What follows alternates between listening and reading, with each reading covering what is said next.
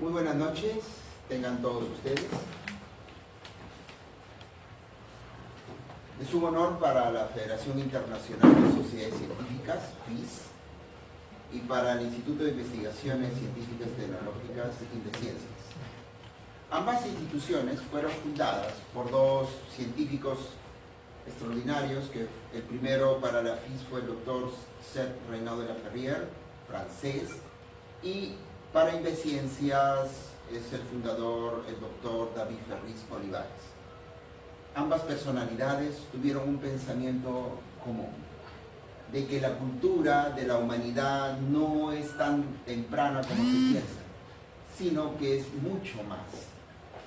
Los mundos han ido creándose y siempre creyendo que estaba muy cerca del final. Cuando hay seres humanos que investigan todos estos tópicos y ven que la cultura es mucho más allá. Y todo comienza para nosotros aquí en América el 12 de octubre de 1492, cuando tres expedicionarios, un grupo de expedicionarios en tres carabelas descubren América. Y siempre pensamos que solamente había en ellos. Después se hace el descubrimiento que probablemente americanos descubrieron la teoría de Europa antes que ellos mismos habían descubierto América. Y de ahí nos va a hablar este extraordinario personaje, nuestro personaje que tenemos ahora aquí, que es el señor investigador Pablo Noboa Álvarez. Es realmente, y lo digo, es un personaje y es un honor para nuestras instituciones tenerlo aquí. La cualidad de un ser humano que investiga supera todos los grados y títulos que puede. Uno puede tener grados, títulos, pero no investiga. Y la investigación es el seguimiento concreto y la búsqueda de la verdad.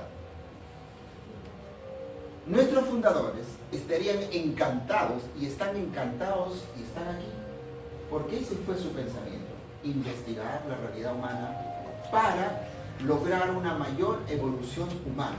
Cuando uno conoce sus vestigios, sus ancestros y lo que dieron ellos, uno crece. Entonces, de ese crecimiento intelectual de nuestros antiguos, viene a hablarlo don Pablo Noboa Álvarez, al cual pido un aplauso.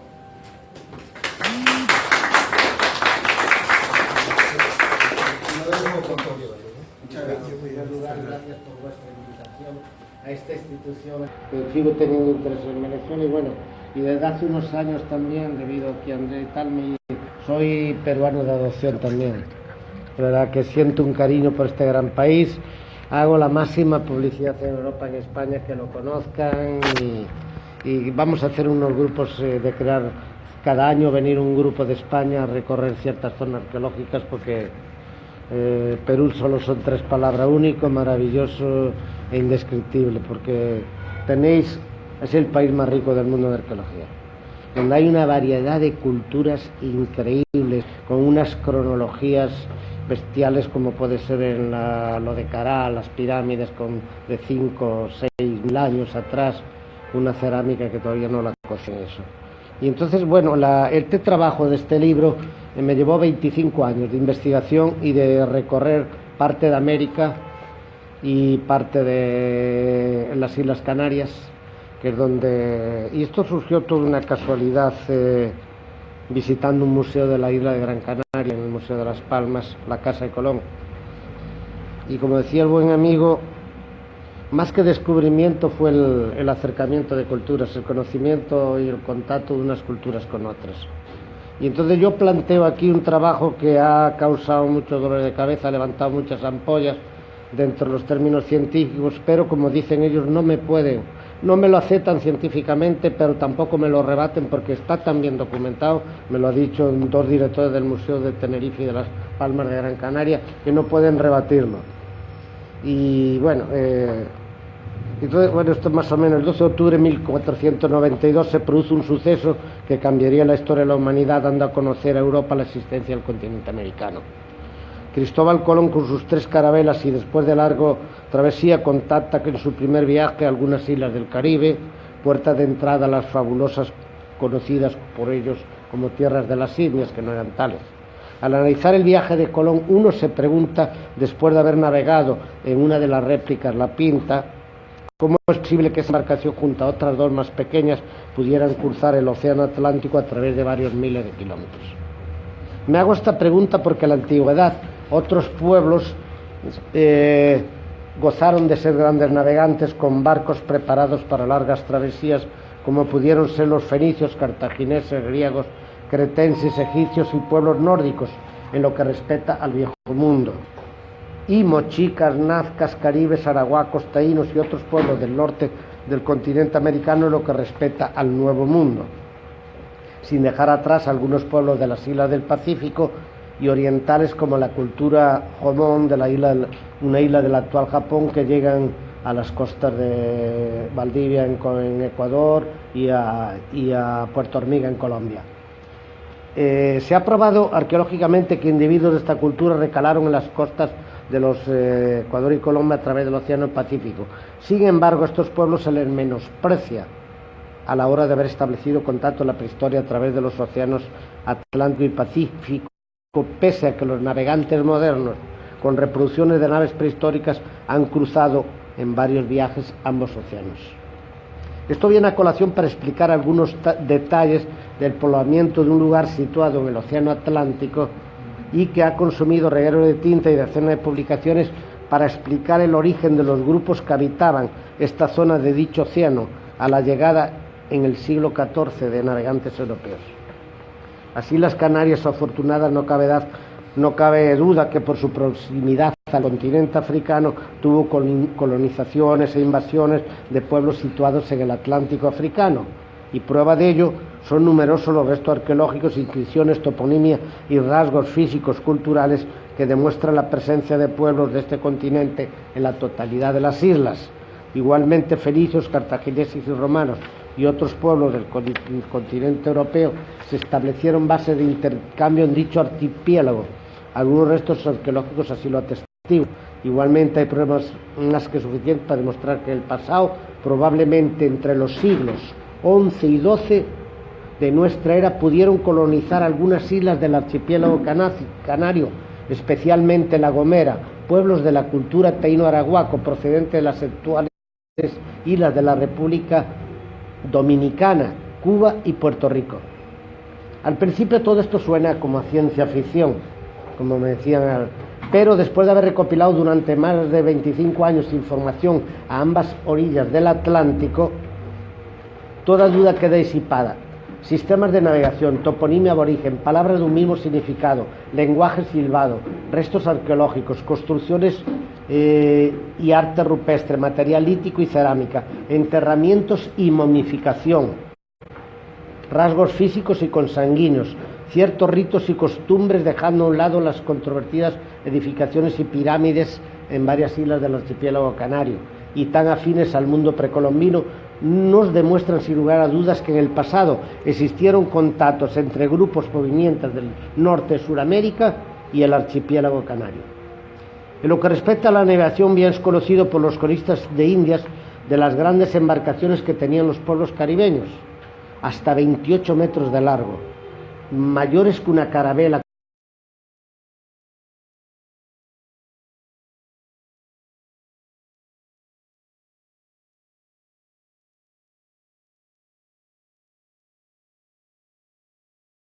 con más de 50 remeros y con capacidad para navegando orientadas por el sol y las estrellas. ¿Acaso Colón, en su regreso a Europa, no vino asesorado por un indio aguataíno, un experto navegante en el Caribe? Y que después, en 3 viajes más, el indio Diego, prohijado de Colón, en homenaje a su otro hijo Diego, y eso lo narra, no es invento, pues lo narra Hernando Colón, el otro hijo del almirante, en La vida del almirante, que su hermanastro Diego, un indio araguá, es el timonel que vuelve en 3 viajes trayendo las carabelas de Europa al Caribe, a América.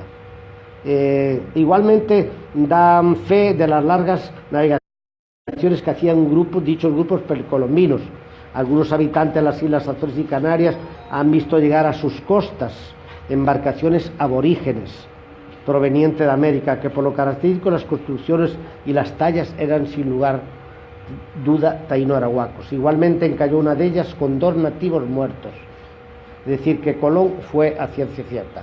Lo que pasa que los historiadores de Colón, se dice que Colón se la pasaba a las Islas Canarias y las Islas Azores porque la doña Bobadilla, la condesa de la isla de La Gomera, era amante de él.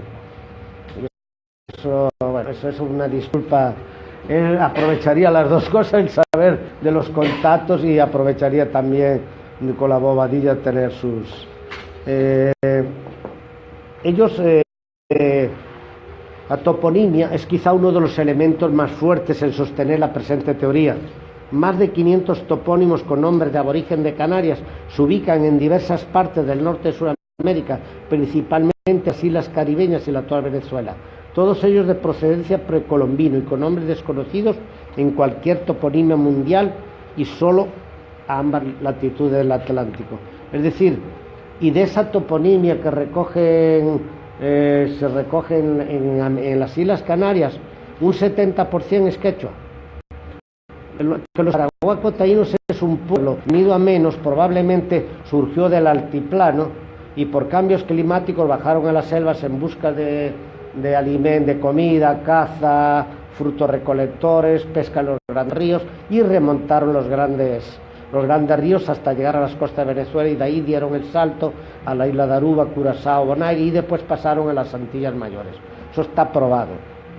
También está probado que hay una leyenda del cacique Atuey en Cuba que dice que sale con 1500 canoas. Claro, no sé si será un poquito exagerado, pero la leyenda existe de que salió hacia Europa y nunca más regresaron. Probablemente esa gente fue la que llegó a las Islas Canarias. Dicen que eran 1500 canoas, probablemente si acaso serían 100, 200. De esos topónimos que se repiten, os voy a nombrar: Aguatar, Aragua, Arabas, Arauca, Araz, Aricuna, Aruca, Barajona, Bosch, Huaco, Cuna, Chacota, Chama, Chamberí, Chimberi, Chinaco, Chirihuana. Algunos os sonarán de aquí de la zona quechua. Y aquí hasta 500, casi 600 topónimos. Esto lo pudimos probar por un amigo mío, arqueólogo español, que vivía en Venezuela, arqueólogo por la Complutense de Madrid y antropólogo por la Universidad de Venezuela. Hizo un trabajo de 1500 topónimos que recogió y los llevó a un congreso que yo lo acompañé a Cochabamba. Yo llevaba una ponencia sobre Venezuela y en Cochabamba presentamos la ponencia. Pedimos que nos buscara un profesor de quechua que dominaba bien el quechua en Bolivia, y nos consiguieron al profesor Arnáez, que era uno de los mejores expertos de quechua de Bolivia. Él estuvo durante 5 noches con mis compañeros, pues estábamos en la misma habitación, una habitación grande, y cuando terminó de estudiar los 1500 topónimos, el 90% eran quechuas. Entonces esta gente vino de aquí, por eso es la importancia de que el pueblo arahuaco taíno es el más extendido de América, más que el Inca, porque sale de la zona de las selvas de Perú, Bolivia, y llega hasta Mississippi, Estados Unidos. Si alguno de ellos conoce la arqueología, puede haber oído hablar de la Serpent Moon, un montículo en forma de serpiente que hay en Mississippi. Yo personalmente investigué en 7 estados norteamericanos, empecé por Oklahoma, en Spiro, hay varios montículos arahuas donde se ha sacado cerámica arahuá taíno y que demuestran que son, en las Islas Canarias hay vasijas de doble vertedero, tipo en forma de falo, que son características aquí la cultura chimú y eso. Es decir, que hubo un conglomerado de mezcla cultural a raíz de ese avance siglo X-XI. Pero hay que hacer hincapié también que hubo una migración anterior, que fue la migración de los que grabaron los petrolíferos. Yo he seguido ya, y dentro de unos días estaré en Ecuador, en la provincia de Loja y Cuenca, y terminando de investigar mi estudio final, que es demostrar que los petrolíferos de Perú, Bolivia, de las selvas, Atípote, toda lo que es la selva peruana, son idénticos a los que dejaron en Ecuador. Lo comprobé en Ayabaca, pasando a Ecuador, Piura, y en Colombia, en Bajo Magdalena, en Venezuela, donde estuve tantos años, y en las islas del Caribe. Es decir, que ahí se demuestra que hubo una migración anterior también probablemente más remota, pero también probablemente arahuaca. Después hay las palabras, muchas palabras muy parecidas, con los nombres de dioses: Arahuaco, Ba, Búcaro, Chácara, Chencos, Gandinga, Guaires, Guayota, Guachara, Guarachos, Huiru, Inagua, Macana. Yo al principio, cuando vi esos nombres en las Islas Canarias, le preguntaba en los ayuntamientos donde dice: pero ¿cómo están eso? ¿Que fueron emigrantes, que fueron a América? No, esos topónimos son guanches de los aborígenes canarios. Y pero si son iguales a los americanos. Y eso, bueno, me dio pie a unas hachas que vi en el Museo Canario, en el Museo de la capital de Las Palmas, que eran unas hachas de cloromelanita o jadeíta en forma de almendra, que en términos arqueológicos las conocemos como admiraloides o almendraloides, que eran en forma de una almendra, hachas hechas de jadeíta. Resulta que aparece en la Canarias una hacha de jadeíta, y entonces, como los arqueólogos canarios no encuentran explicación, dicen que la trajo de Cuba algún emigrante, porque sabían que en Cuba y en el Caribe había ese tipo de hachas y ese material. Pero hacen unas excavaciones en la zona de la isla de La Gomera y aparecen 5 hachas más. Entonces eso se demuestra que era una cultura que vino y que dejó eso. Entonces, como en Europa no hay jadeíta, solamente en Suecia unos fragmentos muy pequeños en aglomerados que no da para hacer un hacha, llamaron a 2 arqueólogos del Museo de Estocolmo para que vinieran a verla, y cuando ellos llegaron pero esto no vino de Canarias, eso probablemente vino de América, Norte de Sudamérica, que ahí es donde hay ese tipo de material. Entonces, bueno, también los sellos o pintaderas que aparecieron en Canarias, que se llegaron a decir que eran más antiguos que los americanos, y no, vinieron de América para las Canarias. Por la cronología que tenemos por los colegas de Canarias, es que los sellos pintaderas son más modernos, que probablemente vinieron de Canarias, porque en África no hay casi sellos ni pintaderas. Además, curiosamente, de las 7 islas Canarias, las que tienen más, donde se encuentra el resto de los toponimos y todo, son las 4 más al occidente hacia América. Las 3 que están pegadas a Fuerteventura, Lanzarote, La Graciosa, pegadas a África, no hay nada. Entonces, si fuera una influencia africana, tenía que haber en las islas pegadas también, y no se pudo encontrar ningún. No estoy pasando fotos porque en las fotos son las que ilustran el libro, y os las voy a explicar sobre la marcha mejor, porque si explico y paso las fotos no vais a entenderlo bien. Pues ahora al final paso las fotos. Y también hay la momificación. Los canarios momificaban. La momificación canaria, como no encontraron parangón, decían que había venido del Egipto. Egipto queda a 3.000-4.000 kilómetros de las Islas Canarias.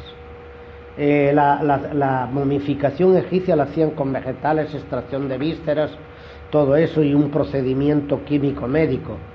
En cambio, los arahuás hacían la momificación secando los cuerpos al sol durante el día y de noche con humo. Secaban los cuerpos, muy igual que hacían los arahuás. Y entonces eso se demuestra que la momificación vino de América también, esos pueblos. Después hubo la cuestión de los cráneos, los restos en la... Juan Bernau fue un científico francés que estudió la isla de La Gomera, las momias, los esqueletos que aparecieron allí, y se encontró que apareció un 30% de esqueletos que no coincidían para nada con africanos. Y entonces, cuando ponen a mirar, eran braquicéfalos, piernas arqueadas, como andinos de aquí, de la zona de América. Es decir, y también el cero factor Diego, cero positivo, que también es característico de los pueblos, y braquicéfalos, cráneos redondos. De esto hay que hablar mucho, los cráneos y del poblamiento americano, porque el poblamiento americano hay un engaño, no, es no querer hacer cambiar la historia. Se dice que el hombre americano tiene 12.500 años, más o menos, lo más antiguo, pero eso está desfasado totalmente, cuando tenemos pinturas rupestres en Piauí, Brasil, con 41.000 años. Tenemos en Chile, en Verde, no sé cómo le llaman el sitio verde,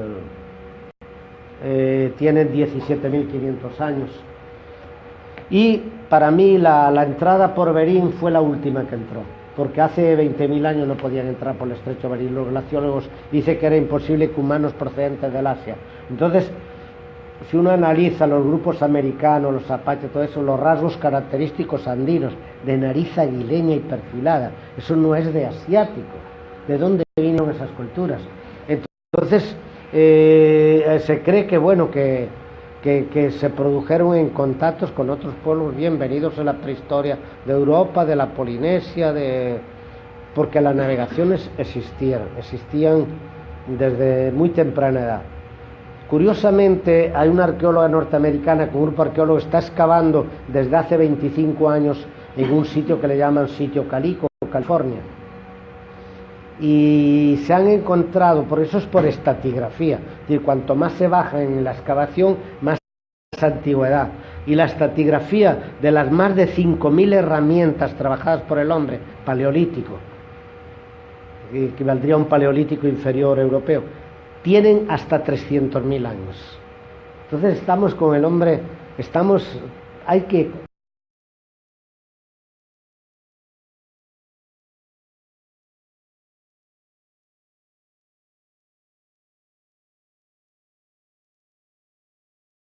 cambiar la historia América está en pañales y hay que cambiarla, y porque no se interesa cambiar, era brutal, y entonces pues surgirán ahí, está surgiendo una oleada de arqueólogos jóvenes con mentalidades más abiertas y que probablemente se demuestre que el hombre no autóctono americano, que esa fue la teoría que defendió un gran arqueólogo americano, argentino, un director del Museo de Buenos Aires, Amellino. Él defendió la teoría, sí podía haber un hombre americano autóctono, porque en la selva amazónica se dan primates, se dan monos que pueden evolucionar. Que ahí también tenemos la discusión si el hombre desciende del mono, porque ya es una teoría que también está, porque aparece el hombre, el Homo sapiens, el Homo erectus hace 50, 100.000 años, de golpe a porrazo, sin haber un eslabón, surge un hombre pensante. Entonces, eso no encaja.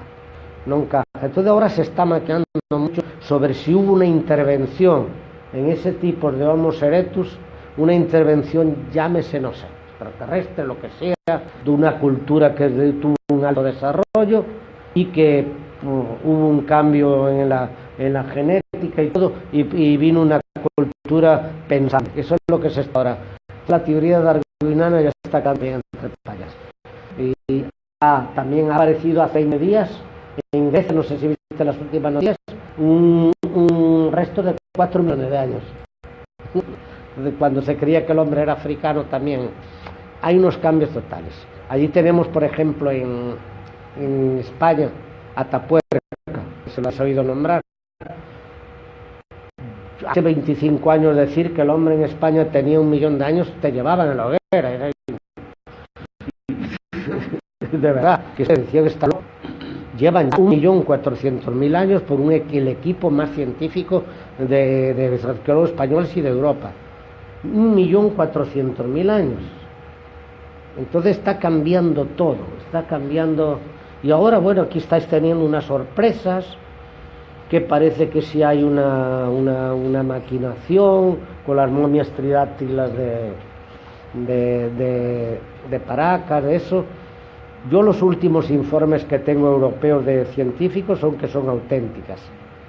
Lo que parece ser es que fueron manipuladas, pero no modernamente, sino hace 2.000 o 3.000 años, o 4.000, que fueron manipuladas para reconstruir. Es decir, hay entierros primarios, entierros secundarios, entierros primarios, y que probablemente que los huesos y que parece que hubo cuestiones ahí que no encajan tampoco. Pero bueno, lo que sí, y que el ADN que tiene un 30% nada más que con la parte humana actual. Hay un 70% que está en blanco, de ADN que no encaja con ninguna raza. Entonces, eso va a traer mucho. Ahí está el pobre que yo lo admiro, de verdad, César Soriano, un arqueólogo que está peleando ahí contra viento en Madrid, un gran muchacho, y yo espero que, bueno, que hagan estudios serios científicos y que se pueda demostrar o no que en realidad que, bueno, que eso fue una cultura. Ahora se dice que si vivía bajo tierra, que si hay túneles, que era una cultura, bueno, venías a dónde. Después los cráneos alargados, otro fenómeno. Aparecen cráneos alargados en Crimea, en Rusia, en Egipto, aztecas, y además cráneos que no han sido manipulados. Porque sí, es verdad que los mayas y otras culturas aztecas deformaron los cráneos, pero la primaria cultura no era deformada. Ya se han estudiado y no son deformados. No sé si conocéis el cráneo del niño, el bebé de Andahuilas, entre Cuzco y... Hombre, yo sé que lo veáis cuando paséis por ahí. Queda la carretera entre Cuzco y Puno, Andahuilas, de una iglesia preciosa allí. Hay un museito pequeño. Pero se dice que es un cuerpo de un bebé, pero tiene la dentadura completa, un bebé. Mide escasos 50-60 centímetros y tiene el cráneo alargado y tiene la dentadura completa. Y entonces estamos entrando en una etapa de la arqueología que, debido a los descubrimientos científicos, a lo que tenemos hoy en día, que va a dar mucho que hablar, dentro, muchos cambios. Y probablemente, bueno, tenemos ahí, por ejemplo, las pirámides de Caral, fantásticas, con una antigüedad de 5 a 6.000 años, con una cerámica no cocida, sino secada al sol. Los rasgos de esa cerámica yo los veo medio asiáticos, medio la zona de sureste asiático, donde he estado y he visto parecidas, figuras muy parecidas. Y después, bueno, Caral conocía la navegación y probablemente fabricaban grandes barcos de totora.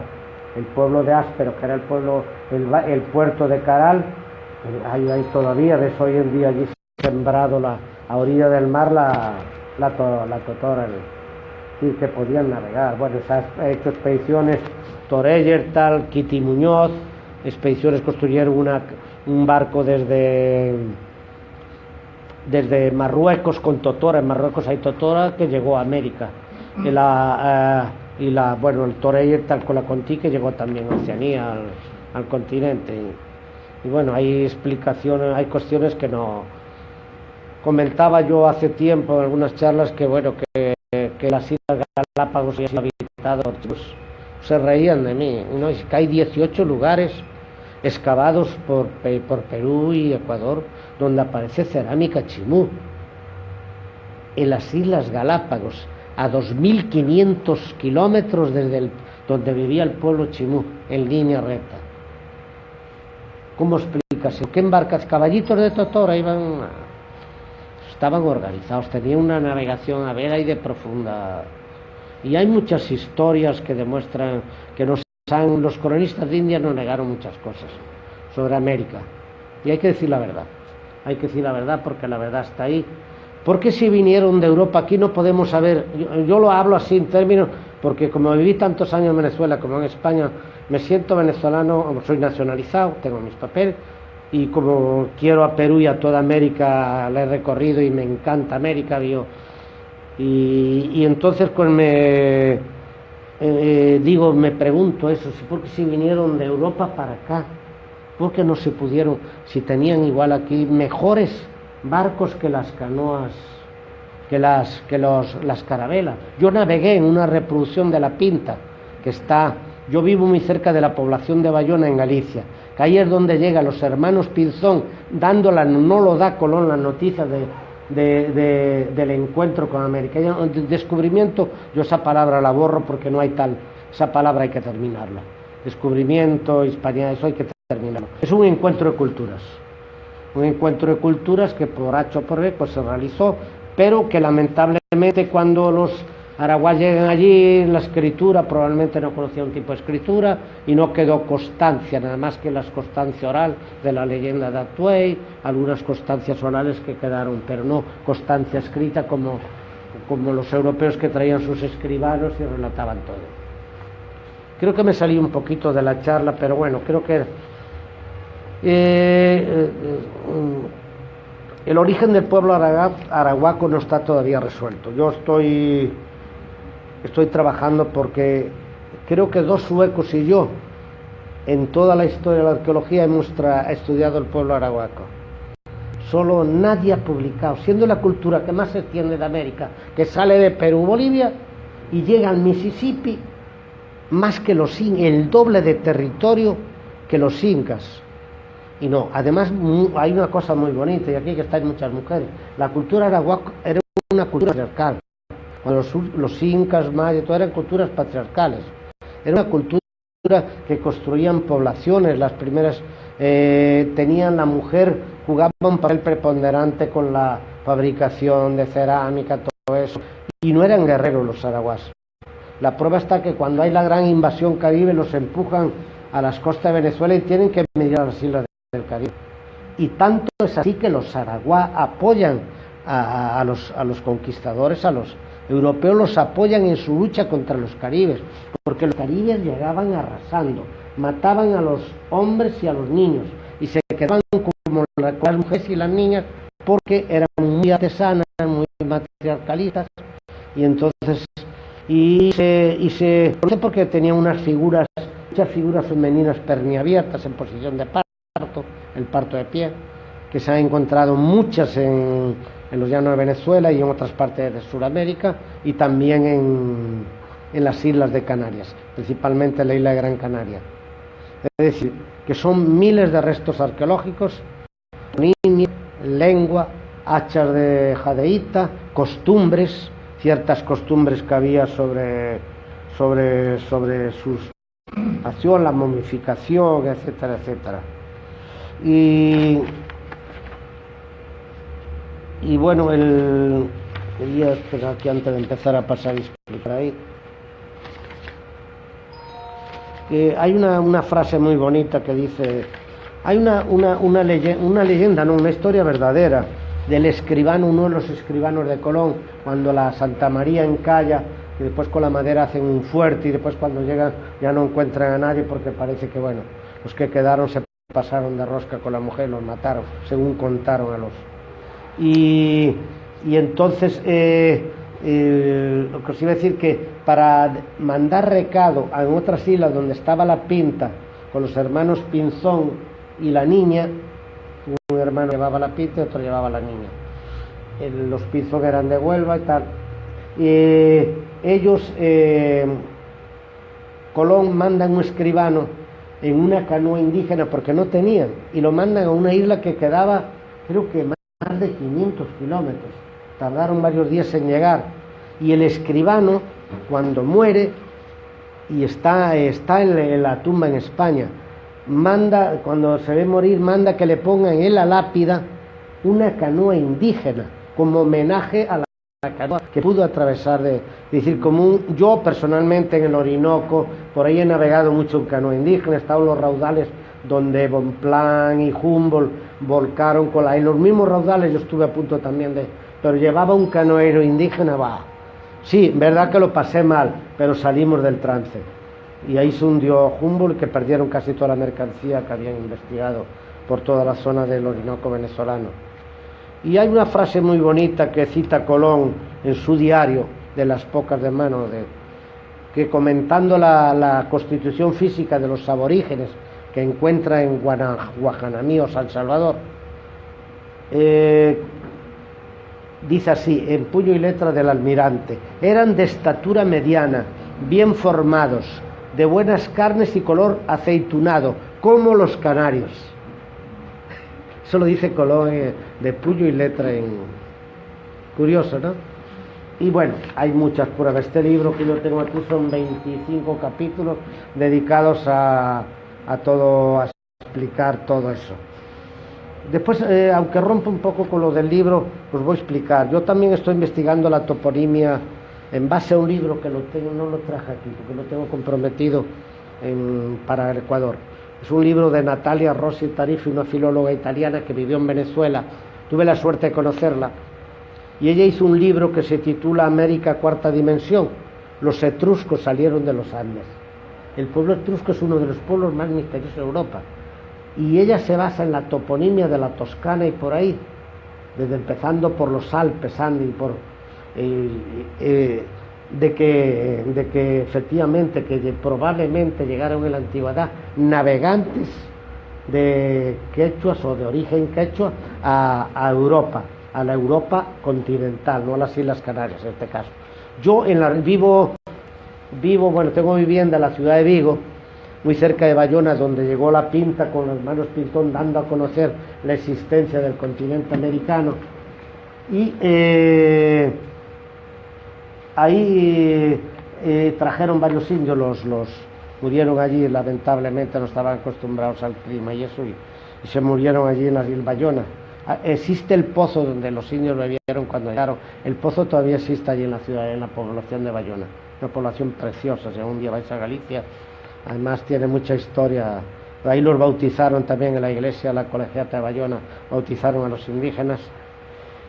Y lo que os quería decir de la cuestión de Colón, que cuando Colón llega unos días después a Lisboa, lo agarra un temporal por el Atlántico y llega a Lisboa, y varios días antes llegan los Pinzón a la villa de Bayona, y ahí anuncian al mundo, a Europa, la existencia del continente americano, no descubrimiento, la existencia. Y Colón llega después a Lisboa. Y entonces Lisboa, ahí lo recibe el rey Juan de Lisboa, Portugal, estaba conectado con los reyes católicos porque había una boda familiar, y entonces ahí sale de Lisboa para Madrid, y la importancia de Bayona y de los Pinzón lo opacan totalmente. Aunque como ellos eran de la ciudad de Huelva, en Huelva, ahí sí les dan el valor que tienen.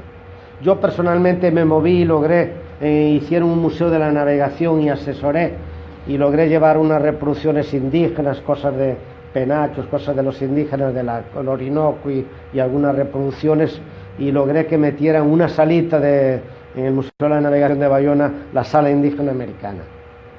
Que bueno, os lo explico, un poco emocionado porque era la primera vez que una persona vestida indígena y de raza indígena, como es aquí Andrea, mi pareja, iba vestida de su traje de su tierra, y el presidente de Galicia la felicitó, el alcalde, y que era la primera vez que veían un aborigen en el día de la arribada había llegado celebrando la arribada de la Pinta, sí. Hay unas fotos muy bonitas de ellas con el presidente gallego, obviamente que este año ya no estaba, y me preguntó por ella. Y bueno, todo el mundo se quería fotografiar porque llevaba un traje precioso, y bueno, es decir,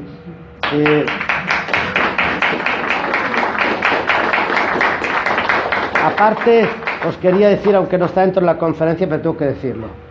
El pueblo gallego y el pueblo peruano es lo mismo. Yo quiero hacer un libro, porque es que tenemos lo mismo. Uno de los países de mayor pesca del mundo, la zona de Galicia, el mayor puerto pesquero de Europa. Aquí tenéis la zona de mayor pesca de toda América, con Chile, pero creo que Perú pasa a Chile. Tenéis la tercera producción, ¿no? Oro, minería, turismo y creo que la pesca. Sí, tercero. Es decir, el peruano emigra para todos lados.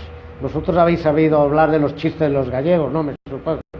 Hay gallegos en todos lados. Donde hay peruanos hay gallegos. Emigran para llegar y vivir mejor, comprar su casa y tener. No sé, porque allí en Vigo tenemos muchos amigos peruanos, que Andrea estaba en un cuerpo de baile allí. Y bueno, hay muchos peruanos, y las costumbres, el comer platos, la gastronomía gallega, y yo creo que las dos mejores gastronomías del mundo, y que lo diga aquí Andrea, es la peruana y la gallega. Son las dos mejores gastronomías para mí del mundo, porque tenemos una riqueza en pescados, marisco y todo sensacional. Y entonces después el afecto religioso, de celebración de romerías, increíble. A lo que quería llegar en el libro, que me olvidé, del Natalia Rossi de Tarife, de América Cuarta Dimensión, que yo en Galicia me sorprendió cuando me pongo a investigar sobre la toponimia. Resulta que me consigo en la ría de Vigo. La ría de Vigo es un brazo de mar que se mete dentro y la ciudad rodea todo el mar. Resulta que hay 30 y pico topónimos en la ría de Vigo, y los voy a nombrar, y me vais a decir todos, Vigo no es Vigo, Vigo el nombre leal es Vicus. Vicus es una edad. Hay dos pueblos frente a Vigo, que Andrea los conoce, que se llaman Cangalle y Moaña. Hay un barrio de Vigo, que no se sabe dónde vino un nombre, que se llama Navia. Hay otro que se llama Coya, otro barrio, que es donde viví yo. Viví en Coya hay mucho tiempo. Hay otro pueblito cerca allí de Vigo que se llama Vinzos. Bueno, una isla en medio de la ría que se llama Tambo. No puede ser casualidad. Ahí te sumo 30 y pico. Y después tengo, por ejemplo, donde yo nací en la provincia de Lugo, en Galicia también, Chavín. Solo hay dos Chavines en el mundo, Chavín de Guantar y Chavín de Lugo. Y yo he averiguado y nadie me sabe la razón de esa toponimia. Conozco a uno de los mejores filólogos y dice que no sabe cómo llegó esa toponimia a Galicia. En Cajamarca me encuentro, cuando fui a ver allá unas pinturas rupestres con un arqueólogo y una charla que di allí en Cajamarca, vamos que hoy pasamos allí un caserío, Chantada. Y yo, esto fue un gallego que vino de Chantada, de Lugo, de mi tierra. No, y me dijo, no, que eso es aborigen, me dijo el arqueólogo. Eso Chantada es un aborigen. Y os nombro, bueno, Abancay, Ancares. Las montañas más altas de Galicia se llaman Ancares, aquí Ancás. Es decir, que hay un montón de coincidencias. ¿Eso qué puede demostrar? Que probablemente en el pasado hubo una civilización global, que esas son las huellas que han dejado. Un error que cometen los arqueólogos. No estudian para nada la toponimia realizada con sitios arqueológicos, para nada. No, para nada. Y ya te digo, en este libro, ahí analizo, bueno, un montón de ellos, de sus nombres, Abancay, Aday, cantidad de ellos en Galicia. Y no las hay en otras partes de España. Y no son gallegos tampoco, no. Nosotros hablamos un idioma gallego, que es la madre del portugués, parecido al portugués, y porque Galicia fue de Portugal hasta hace 300 años. Y la toponimia solo la tenemos allí en América. ¿Cómo explicamos eso? Y eso es una de las cosas que tenemos que plantearnos. Uno de los problemas que tienen los arqueólogos, algunos, porque aquí hay un Koenig, una excelente arqueóloga, que se mueve para todo Perú. Es verdad que quiero felicitarla porque es una de las personas que yo admiro aquí en Perú. Una gran arqueóloga. Pero muchos de los arqueólogos no salen de la biblioteca, entonces copian. Hay una investigadora que vive en España, ecuatoriana, que se llama Ruth Sotomayor, que podéis haber oído hablar de ella, que plantea que todas las civilizaciones salieron de Ecuador, todas, la griega, la egipcia, bueno, pero que ella es bibliotecaria en Madrid, y se ha llegado a recopilar de libros noticias de hace 100 y pico años, sin crédito, sin nada, y se ha montado todo ese tinglao que no tiene pie ni cabeza. Y eso es lo que os quiero decir, que debe haber una cultura global. Entonces, cuando yo no creo en banderas ni en fronteras, sí es verdad que estos días con lo del fútbol tuve que llevar una banderita porque bueno, pero no creo en banderas, de verdad, no creo en fronteras ni en banderas, porque si yo, por ejemplo, en Ayavaca vi petrolíferos, paso el río que separa la frontera en Ayavaca, ¿cómo le llama el pueblo esto donde están los petrolíferos? La provincia de Ayavaca. Y paso el río, allí me encuentro otras piedras con petrolíferos los mismos. Entonces, ¿qué pasa? No es solo hasta que entré en el mundo del arte rupestre, bueno, les volteé todo con hallazgos y todo, y les demostré que todo era lo mismo. Y el problema es ese, que se caen localismos. La arqueología hay que estudiarla globalmente. Yo tengo un buen amigo, un gran arqueólogo, que admiro. Gracias a él conocí Cuelá hace 30 y pico años, que fue uno de los que excavó las chulpas de Puno, que es don Arturo Ruiz Estrada, de la Facultad de Ciencias Sociales y Arqueología de la Universidad de San Marcos. Y con 2 conferencias gracias a él. Y hablamos también de eso, se sorprendieron. Y ya te digo, entonces bueno, no voy a hablar más, voy a pasar las fotografías que son del libro, porque yo los libros me gusta ilustrarlos con fotos y demostrar que eso existe, que no es cuento ni es copiado de biblioteca. Yo me tuve que viajar 10, 12 veces a las Islas Canarias, he viajado a Perú 5 veces, he estado en Venezuela, Colombia, Ecuador, ahora voy a Ecuador, en Bolivia, en todo Centroamérica y en todo es más o menos lo mismo. Está el lago Nicaragua, en la isla de Ometepe, en el lago Nicaragua. Me quedé asombrado en febrero de este año de ver lo que hay ahí. Es como si todas las culturas llegaran ahí en la isla, estatuas, petrolíferos, que te quedas asombrado en la isla de Ometepe, en Nicaragua. Entonces, hay que estudiar globalmente la arqueología. Yo actualmente estoy en una investigación sobre grabados lineales. Connie vio algo aquí en Comas, ¿no? Entonces fue cuando fuimos los grabados lineales aquellos. En Cheta, perdón, que confía con Cheta. Ahí hay unos grabados. ¿Sabías que a los días de yo hablar de eso salió una noticia en la prensa y la televisión de Perú de que se había sido descubierto el más antiguo alfabeto de América? Salió la noticia, yo la tengo en España acoplada. Salió y era en base a eso. Son unos grabados lineales en forma de líneas y huequitos, cazoletas, que probablemente fue un lenguaje, un sistema alfabético, porque lo estamos encontrando en varias partes del mundo. Actualmente un grupo de expertos de varias partes del mundo estamos trabajando en un mapa global para lograr, entre ellos el que dirige el grupo es el profesor Juan Manuel Muñoz Gambero, director de 2 misiones españolas a Egipto, es decir, una eminencia hoy en España, un hombre ya de 79 años, una eminencia, y él es el que está coordinando todo. Es que en Alaska, en una zona que solo se llega en hidroavión, se encuentran esos grabados lineales unos cazadores. Uno de ellos, que es amigo de un arqueólogo del Museo de Anchorage, la capital de Alaska, le comunican, mandan un hidroavión, una expedición arqueológica, y se consiguen como 6 piedras con los grabados lineales idénticos a los que hay aquí en Cheta. Y hay 2 sitios más también, el que fuimos con Ainer Hosting, no me acuerdo del sitio. Sí, cuando fuimos, que había 2 sitios arqueológicos, donde había el poblado, no, en el otro sitio que... No, era donde el poblado, que había los grabados lineales, iguales a los de Cheta. Es decir, que estamos, y también me dicen que vi unas fotos que tomó un investigador español en la zona de Guarax también, a mucha altura, grabados lineales espectaculares. Sí, en Guarax.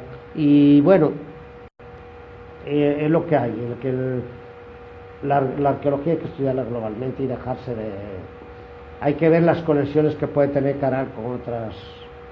Hay que saber si pudieron navegar, tratar de buscar restos de embarcación o lo que sea, y investigar más a fondo y no ocultar, porque allá pasa igual en España que ocultan. Yo descubro una nave cretense grabada de unos 50 metros en Galicia, y como no encajaba dentro, llegaron a decir en la televisión que yo y mi hijo y otro amigo las habíamos falsificado. Después, a la larga, vinieron arqueólogos, vino don Antonio Beltrán, que estuvo en Perú también estudiando arte rupestre, que fue, digamos yo, el padre del arte rupestre mundial, de la Universidad de Zaragoza, y vino y vio, lo llevemos al sitio, y en el Congreso Internacional de Arte Rupestre de Vigo me dijo: el barco que descubrió Pablo Novoa es auténtico y tiene de 5 a 7 mil años. Mira, cortó a todos los arqueólogos locales. Entonces es probable que tuvimos conexiones con Zeta, también estamos trabajando en equipo con la gente de la isla de Cerdeña, y ellos dicen también que gente de Cerdeña llegaron a Galicia. Galicia, otra cosa lo de las leyendas del oro, porque hay algunos que parece que no, que dicen que los españoles actuales tenemos la culpa de los males de toda América, de los dictadores y de todo, y de todos los malos gobiernos que han robado en todo, pero bueno, pues también roban bastante. Y entonces, pues dicen que y no es así,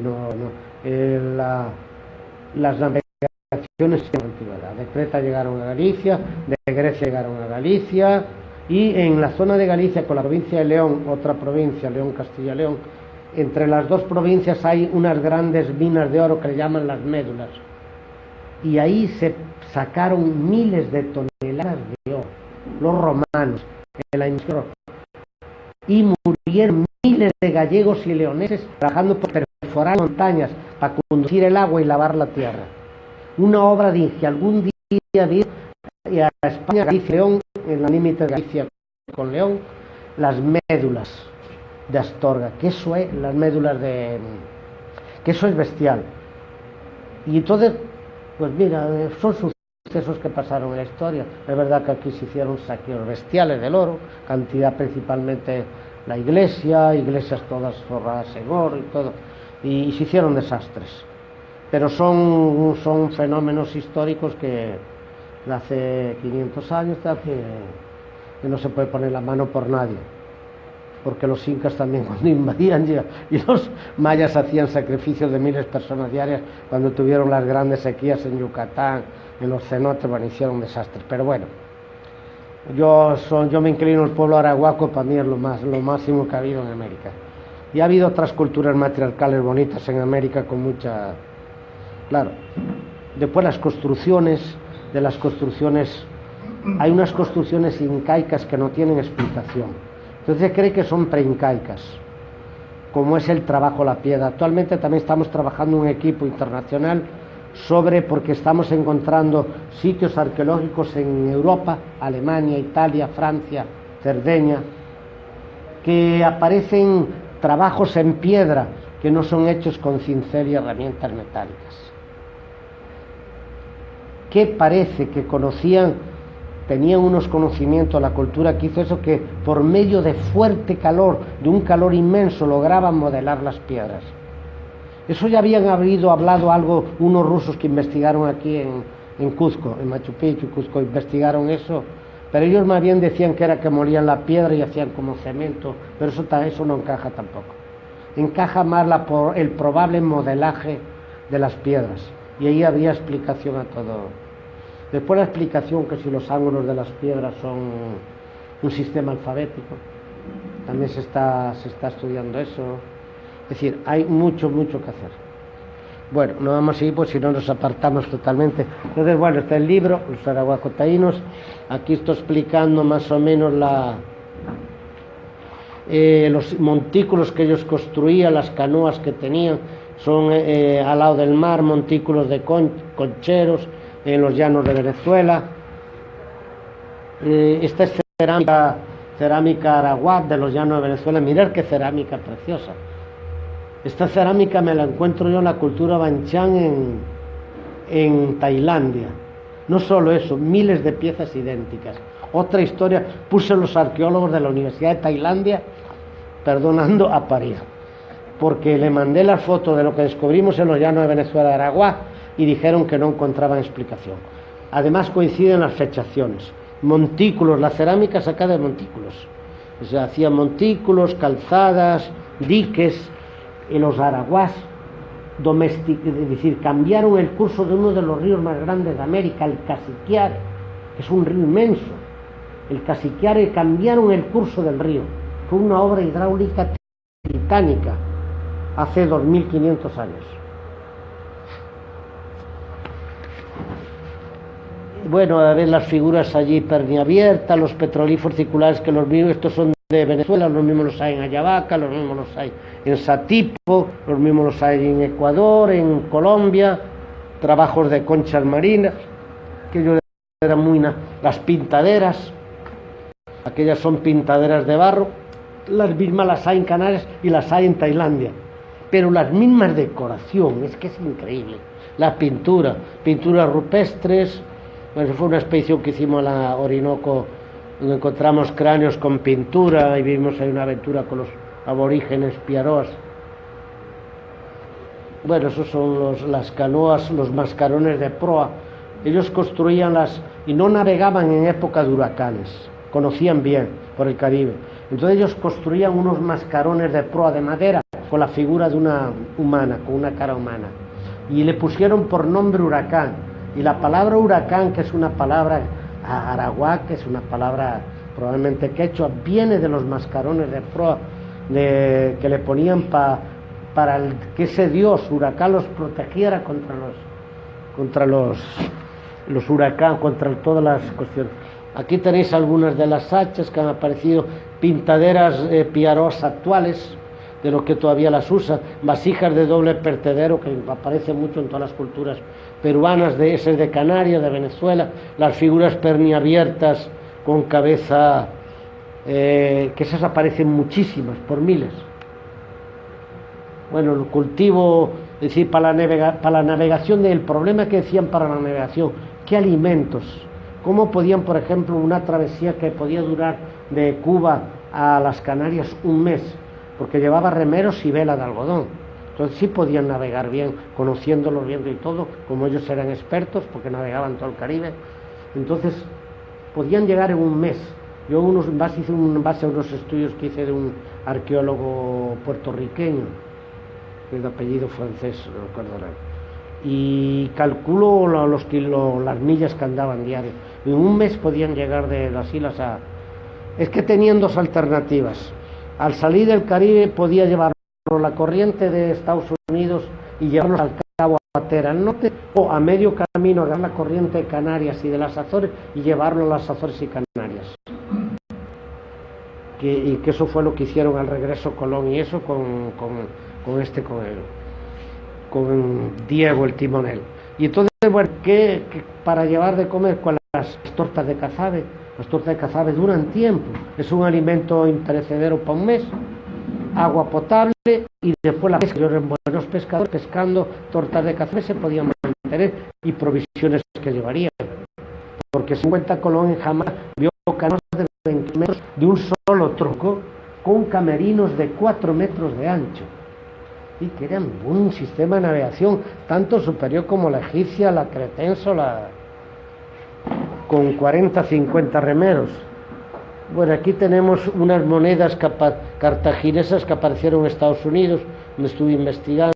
Esta es una nave que aparece en petrolíferos de Suecia arriba, una nave vikinga, una reproducción para una fiesta en Galicia, unos petrolíferos que descubrí en el Orinoco. Bueno, eso es una historia un poco compleja, no va con el charla, que son como símbolos chinos, el de abajo, la foto de abajo. Aquí hay otra cosa también que demuestro yo descubrí una superficie de 500 metros cuadrados en los llanos de Venezuela, al pie de monte, toda con unos grabados muy especiales, que eran círculos decorados. Ahí veis, así. Esos fueron descubiertos en Venezuela. Los descubrí yo, con una gente de una finca, dueños, que me llevaron. Los de abajo son frotajes que hago, que es para rescatar los petrolíferos, llevárselos a casa sin dañarlos, ni pintarlos, ni nada. Hacemos con papel bond, pliego, lo que se frota con papel carbón por arriba, sin tocar la piedra, y nos podemos llevar el petrolífero para la casa, medirlo, estudiarlo, sin conseguir ningún... Y bueno, hay esa decoración. Entonces me acuerdo que había venido una arqueóloga anglo-francesa, que es una arqueóloga de Marruecos, su esposo es el cronista de Marruecos, y vino al Congreso de Vigo Internacional y me invitó a ir a hacer una expedición a Marruecos, porque me mostré las fotos de Venezuela y me dijo que los mismos grabados los había a 2.800 metros de altitud en el Atlas. Y efectivamente hice una expedición con ella y fuimos a los sitios, y descubro los grabados, y bueno, no están aquí. Pero el primero, pero este es el de Marruecos, es que ya no me acuerdo bien. Sí, este es el de Marruecos y estos son los de... Tienen 1 metro de diámetro. Y hay una piedra totalmente llena de grava. Y la otra tiene también llena de grava. Es el único lugar que hemos encontrado Aquí está, el castillete de donde vivía la Bobadilla, la amante de Colón, allá en la isla de La Gomera, donde yo encontré los montículos concheros donde probablemente llegaron los arahuacos, tan cerca de una playa apartada que para llegar allí, me la deseé. Se me había acabado el agua y era un lugar inhóspito allá en la isla de La Palma, de La Gomera. Y ahí está el famoso mapa de Pirreis, aquella es la isla de La Gomera y enfrente está la isla de Tenerife con el pico nevado casi todo el año del Teide, que tuvo que ver algo con los cultos de los aborígenes sobre las montañas altas. Bueno, aquí vemos la navegación, lago Titicaca, Totora, el uso de la vela de esparto, una canoa con vela de troncos recogida. Este es un dibujo de 1700 y pico, un escribano, y allí tenemos la de Totora. Yo voy navegando en el lago Titicaca por la parte de Bolivia. Bueno, ahí están los grabados, los frisos de Tucumán, de Chanchán, donde aparecen muchas naves. Y allí vemos, bueno, las vasijas chimuyesas de doble vertedero con formas de falo, y aquí también vemos unas embarcaciones también antiguas que fueron recogidas en América. Sí, que la vela, este es en la navegación por un río, un afluente del Orinoco. Este es el cronista de Indias, que fue el que dijo que... Y la fabricación de una canoa por medio de quema, de una canoa de un solo tronco, que era común. Ahí está, por ejemplo, la toponimia. Ahí estoy explicando las Islas Canarias, el entorno, la toponimia que está en esas islas. Estos son, por ejemplo, figuras de la cultura barrancoide del Orinoco de Venezuela, que son negroides, que demuestra que también se habla de una famosa expedición de Hanán, un rey de un país africano dicen que llega a América. Pero bueno, están las figuras también olmecoides, un rasgo negroide, y muchas cerámicas que aparecen, como hasta de barbas tipo asiáticas. Yo estuve en Tailandia, en el Museo Nacional también, no en el museito donde vi lo otro, un museo grande, nacional, y donde vi las estatuas y parecían mayas. Hasta el taparrabos era en forma triangular, curiosísimo, los rasgos y todo. Y bueno, y tienes allá en Honduras, en Copán, donde aparecen trompas de elefante y cosas así, en algunas de las estelas de Copán, que tuve oportunidad de visitar. Bueno, aquí estoy yo navegando por el Orinoco, donde Humboldt tuvo y donde estaba un gran investigador español, Javier Costa Rodero, de arte rupestre, en un viaje que me acompañó a Venezuela. Esos son unos collares de la etnia Maquiritare que visitamos. Bueno, está Colón, las canoas, las playas. Esa es la playa donde probablemente llegaron los aborígenes americanos, La Gomera, y aquí hay un montículo todo de conchas, igual, y cerámica, pero igual a la Gomera, y probablemente entraron por esta playa los primeros aborígenes. Es un trabajo que tengo que profundizarlo en un viaje. Bueno, a mí, por ejemplo, tenéis aquella cerámica, la de la izquierda de Canarias y la otra es de República Dominicana, está en el museo allá del hombre dominicano, y la otra son trigolitos, que son unas piezas características de los taíno araguá, y esos son trigolitos, piedras de 3 puntas, canarios, esos de ahí abajo. Es decir, que no es una pieza ahí, hay un conglomerado. Por ejemplo, la figura de la izquierda arriba es taíno araguá y la de la derecha es canaria. ¿Veis el mismo? Las vasijas, estas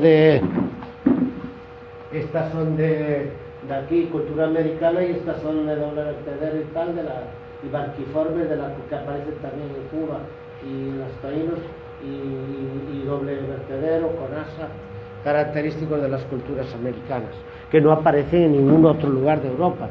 Es decir, que no ha habido influencia europea ni africana. Barquiformes, está la de abajo de todo es de República Dominicana, la de la izquierda, la segunda, es de Canarias, forma de barco. Aquellos son betates, también Venezuela y Canarias. Tenemos cerámicas con un mismo más o menos sentido, las pirámides canarias, las de la izquierda arriba, de Guima. Ahí hay un museo dedicado a Torres y tal, con una reproducción de los barcos que él navegó. Hay 3 reproducciones. Aquí tenemos figuras aladas también que aparecen mucho en las culturas canarias y la cultura aragoa, los petrolizos, los concheros con cerámica y conchas al lado de las playas de Venezuela, y la otra es en la de Canarias, la de arriba. Trabajaban también también tanto la Canaria como el Saragua mucho los objetos marinos. Y hemos encontrado, por ejemplo, en tierra adentro, en Venezuela, cantidad de piezas y de adornos trabajados de conchas marinas, así que se movían. Había mucho intercambio. Hay un libro que no lo traje, que también lo tengo para llevárselo para allá, para Ecuador. Es Historia de las Comunicaciones de América, de Dolores, en la época precolombina, Dolores Roldán, una mexicana. Y ella dice que, bueno, que toda América estaba poblado de puertos y mercados, que intercambiaban y se movían barcos por toda América. Incluso se pasaban mercancía a través del istmo, sin decir, no podían pasar en barco, pero las pasaban a pie por el istmo de donde se construyó el canal. Qué curioso. Y porque es que se encuentran piezas allí que aparecen en Panamá y en mucha cultura marina. Bueno, también las construcciones circulares, figuras también en forma de pezones que aparecen en las dos partes, petroglifos, las montañas, lugares de culto con... estos son los... Este es de Venezuela, y este es de Marruecos, que estoy yo allí. Y ahí fue la expedición que hice con Susan Searía a Marruecos, a 2.800 metros. Y bueno, veis que el concepto es el mismo. Y aquí el mismo concepto, para que las fotos no se aprecien muy bien. El culto a las montañas también es muy común, tanto en la cultura agua. Allí, por ejemplo, en Venezuela tenemos mucho desarrollo de esa cultura en torno al Pico Bolívar, el único pico nevado de Venezuela, que tiene 4.000, 5.025 metros más o menos. Es el pico más alto de Venezuela, está nevado, y para alrededor, al pie de esa montaña. En Canarias igual, en el Teide, aquella, la de arriba a la izquierda, ya esa nieve, esa foto fue tomada hace 30 años. Ya esos glaciares ya prácticamente ni existen. Se ha acelerado el proceso, otro problema el proceso climático en toda la zona ártica, cuando se está el hielo yéndose. Eso va a producir inundaciones, muchos fenómenos, evaporación, fenómenos. En Galicia, que es una de las zonas más lluviosas de Europa, donde yo vivo, llevamos 5 meses sin llover. Eso nunca en la vida, estamos preocupadísimos. Muy preocupados, ya van a racionar el agua a partir de esta semana. En Galicia, que está llena de ríos, los manantiales están todos secos. Y esas son montañas, pues bueno, de Canarias, de Venezuela, de América. Tenemos también los hipogeos de San Agustín, de Colombia, que aparecen bajo tierra, pintados. Y en Canarias tenemos hipogeos con el mismo tipo de decoración pintados también. Esto fue una foto muy bonita, un rayo de luz que entró en una cueva justo en el momento que yo... Es una que dice que era la cueva de Amarivaca, el dios blanco que salvó a la humanidad y que llegó. Muy curioso, pues está pintado y grabado todo lo de la leyenda. Es un lugar que es un poco larga para contarla. Bueno, ahí está Cuba, los dibujos circulares de Cuba, de Canarias. Bueno, aquí vemos otra cosa. Se decía que los canarios conocían el tabaco. Eso es otro. Allí está un indio, un aborigen piaroa, en un proceso de consumo de un alucinógeno. Hay una construcción de Canarias tipo pirámide, tal y cual. Y los canarios conocían el tabaco y hacían actos de libaciones y de culto y de todo eso. Después la cuestión de los braquicéfalos, que los braquicéfalos de Canarias que se encuentran, cráneos redondos, tal y cual, pues tienen que ver mucho el tipo de pierna. Sabéis que el andino, el aborigen americano tiene muy ancho, muy alto y piernas cortas y conveadas. Eso aparece en ese grupo de Bernau, un 30%. Las trepanaciones, los canarios trepanaban también. Es decir, un factor Ahí está, bueno, visitando un grupo indígena, aquí fue donde recogimos topónimos en Canarias, que son como estos son sitios de las Islas Canarias. Aquí está, por ejemplo, Macayo, ahí está Facaracas, está calles. Yo voy al ayuntamiento y les digo allí, pero bueno, ¿cómo es esto? ¿Quién puso estos nombres? No, esos son aborígenes canarios. No, que estos vinieron de América. No, esos aborígenes, está estudiado. Y dije, pues son igual a los de América. Y entonces, pues, eso que hubo contactos. El lenguaje silbado es peculiar solo de la isla de La Gomera. Vosotros sabéis que existió y todavía hay reminiscencias de un lenguaje silbado en Centroamérica, en Honduras, y era arawak, por las palabras que han estudiado. Lenguaje silbado, hace un lenguaje, pero que hablan con los silbidos, pronuncian palabras espectaculares, la isla de La Gomera. Si traes lenguajes silbados en el mundo, la isla de La Gomera, para que veáis lo fantástico de ese lenguaje. Pues sí existió también en Honduras. Y se han recogido toponimia y eso que era, es decir, ahí está también el cronista de Indias, bueno, los areitos, las danzas de las cintas. Aquí la danza de las cintas se creía que había sido traída por los españoles, otro era error. Resulta que los cronistas la recogen y mucho en la zona andina, en la meseta, en la parte del altiplano. Pero era una danza ritual hacia la fertilidad.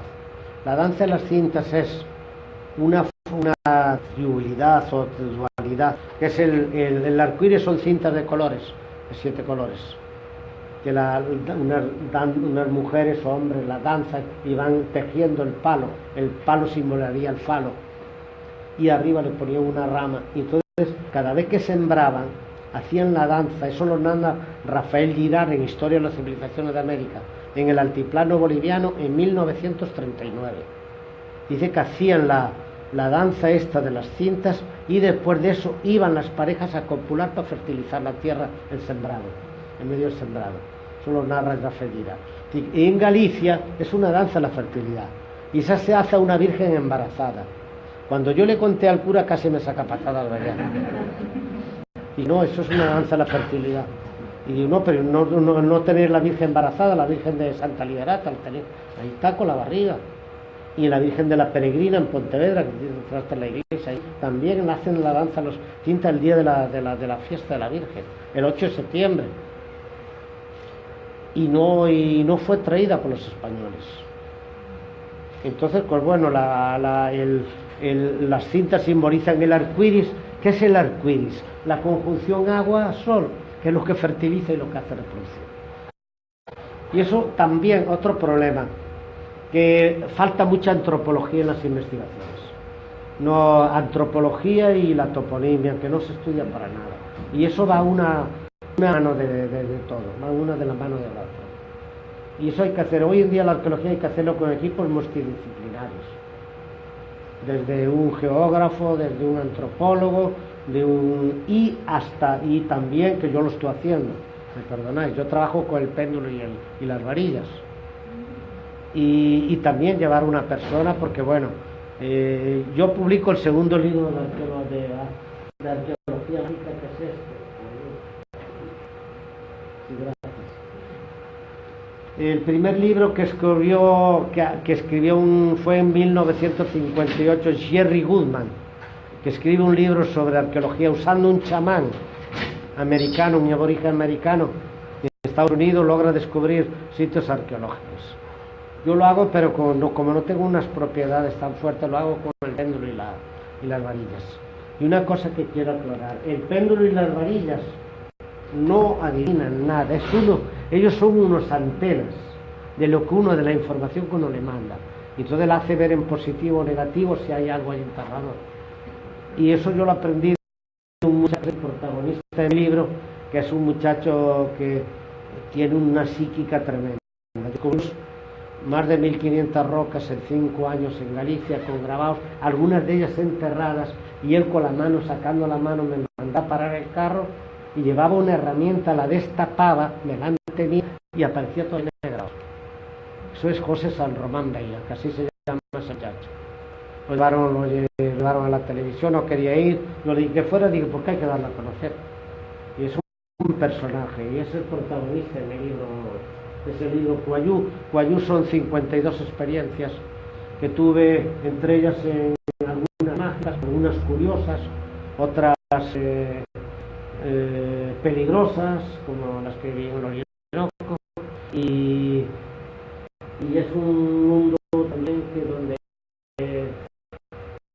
está poco estudiado, pero ya hay universidades rusas, norteamericanas e inglesas y francesas que están trabajando con psíquicos. Y bueno, yo quería dejar abierto, creo que ya no hay más, no sé, no, si son las... Bueno, son las figuras, la momificación, el sandero venezolano, tal. También la momificación en América, en Canarias, en los indios, allí en la zona de Venezuela también.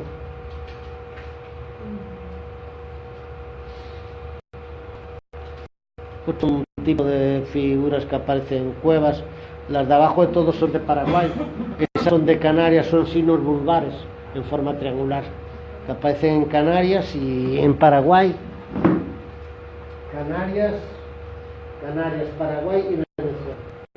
Aparecen muchas culturas, principalmente en los primeros inicios del arte rupestre americano y también del arte rupestre paleolítico francés, y eso aparece en los signos vulgares.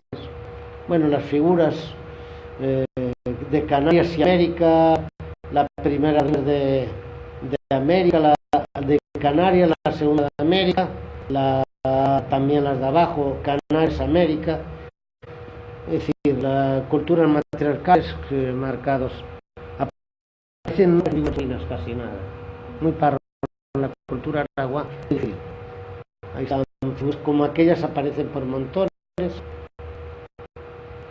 pero todas de tipo femenino. Bueno, sistema de cultivo, un sistema de cultivo en Aragua, tanto como el dominio y el cambio de curso del río Casiquiare, como la construcción de canales entre plenes para cultivar y regarlas.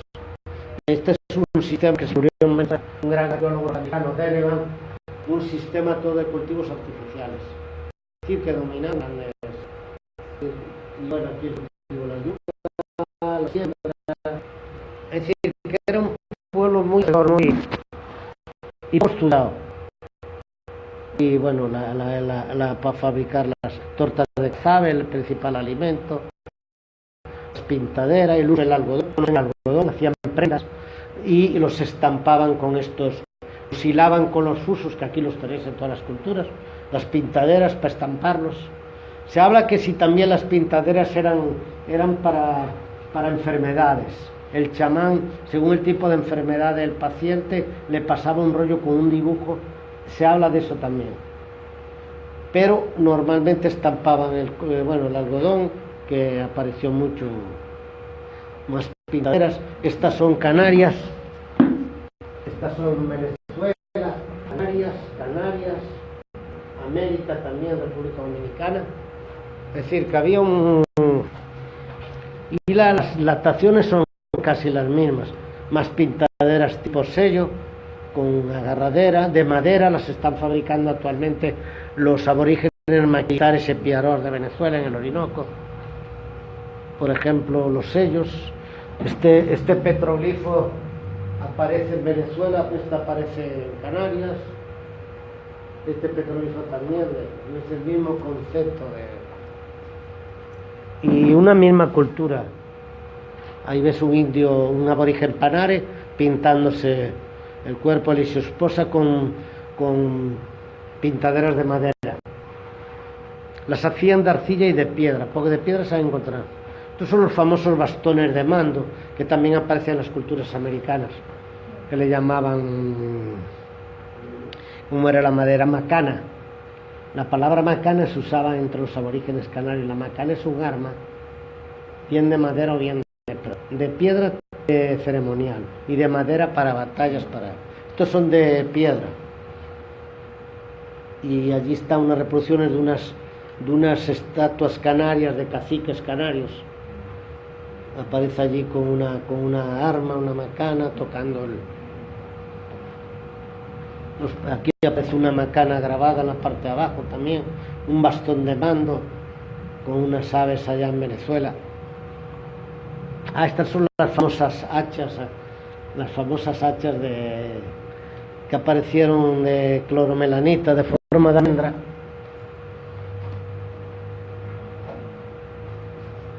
Y de forma de una almendra. Y esa no la hay en ningún lugar del mundo, eso es nada más que en el Caribe y Canarias. Ahí tenéis las dos que hay en el Museo Canario. Cuando presento este libro en Canarias, lo presento en un diario, el diario El Día, que lo editó una editora canaria, y entonces al otro día hablo mucho, claro, como estoy allí en Canarias presentando el libro, hablo una de las cuestiones que me hizo investigar, que fueron las hachas esas, las almendras. Al otro día el museo sale en la noticia con fotos en el periódico y las sacan del museo, las escondieron hasta que la opinión pública los quemó y las tuvieron que volver a poner al cabo de un mes o dos. Porque le cayó la prensa, que era la que me había presentado el libro, los quemaron. Y bueno, estas son, por ejemplo, de la zona del Orinoco, estas de la zona del Orinoco. Y estas son de Canarias. Como veis, el concepto de esas hachas muy raros se ven aquí. Yo aquí, esta zona aquí no he visto ese tipo de estas almendraloides o admidaloides. Tiene la forma de una admídola o de una almendra. Bueno, la cuestión de las pirámides canarias, que también es una cuestión muy discutida, porque decían que los agricultores las piedras las apartaban para poder cultivar, iban a apartar, iban a hacer una pirámide con aristas redondas, con escalinatas y con orientaciones solares, equinoccios y todo. No, esta es la isla de Tenerife, donde está el museo de Torrellerton. Son espectaculares, un complejo ceremonial. Y este es de la isla de La Palma.